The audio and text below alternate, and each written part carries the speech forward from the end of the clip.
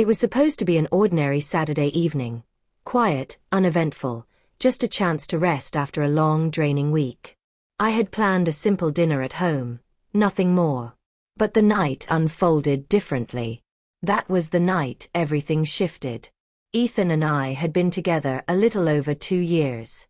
When I walked into our apartment, I found him sitting on the couch, his gaze fixed on me with an intensity that made my stomach tighten. It was as if he already knew something wasn't right. Guilt wrapped around me instantly. Ethan had always been able to read me without effort, to sense what I carried even when I said nothing. Hiding from him had never been possible. Still, I wasn't prepared for what followed. Ethan had been the kind of partner I once thought I'd never find. Gentle, patient, steady. Our relationship wasn't flawless, but I trusted in what we had. That night though, his expression was one I had rarely seen. A mix of disbelief, pain, and quiet disappointment. He didn't yell. He didn't cry. Instead, he spoke in a low, steady tone that cut deeper than anger ever could. "I trusted you, and you broke that trust." The weight of those words crushed me.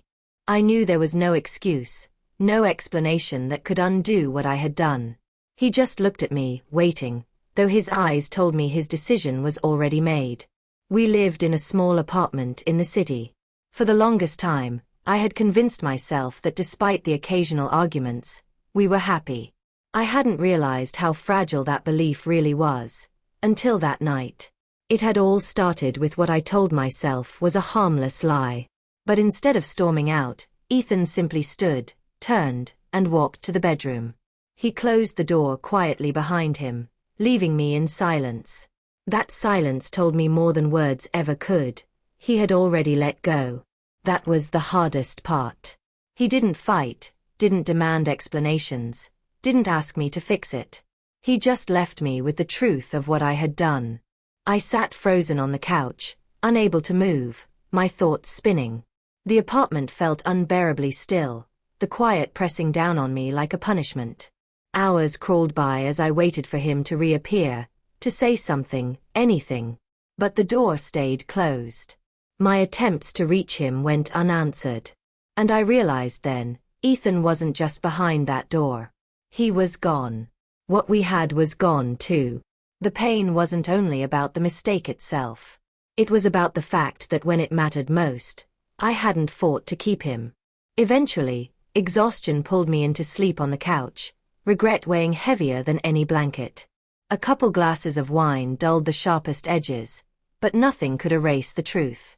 I had shattered something that couldn't be repaired. It had all begun when I reconnected with James, an old college friend I hadn't seen in years. Life had pulled us apart, but when he reached out, I felt a strange mix of nerves and excitement. Catching up, reminiscing, slipping back into that familiar comfort, it all seemed harmless. We agreed to meet at a bar near my place.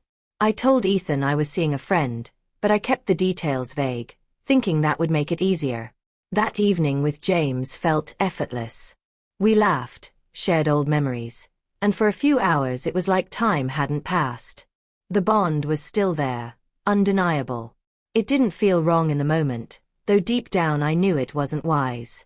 We ended the night with a hug and a promise to stay in touch. It should have ended there, but it didn't. When I got home later than expected, Ethan was waiting. His voice was calm, but it carried a cold edge. "I saw you." My heart sank. I tried to play dumb, asked what he meant, but his reply cut straight through me. "At the bar. With James." I froze. How did he know? Had he followed me? I scrambled for words, insisting I didn't think it would bother him, but even I didn't believe myself. Ethan's face was pale, drained. He wasn't furious. That might have been easier. Instead, his eyes were filled with something far heavier. Hurt. "I never thought you'd do this," he whispered, his voice trembling. I wanted to apologize, to explain, but no words came out. The next morning, I woke to find his side of the closet empty. His belongings were gone. On the table sat a single note. "I can't do this anymore.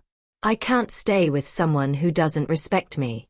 That was the last I ever heard from him. What broke me most wasn't his leaving. It was the silence that followed. The weeks blurred together as I replayed every moment, every lie, every choice that had led to this ending. And slowly, I came to understand. Heartbreak isn't always about betrayal. Sometimes, it's about the quiet realization that something has been broken beyond repair.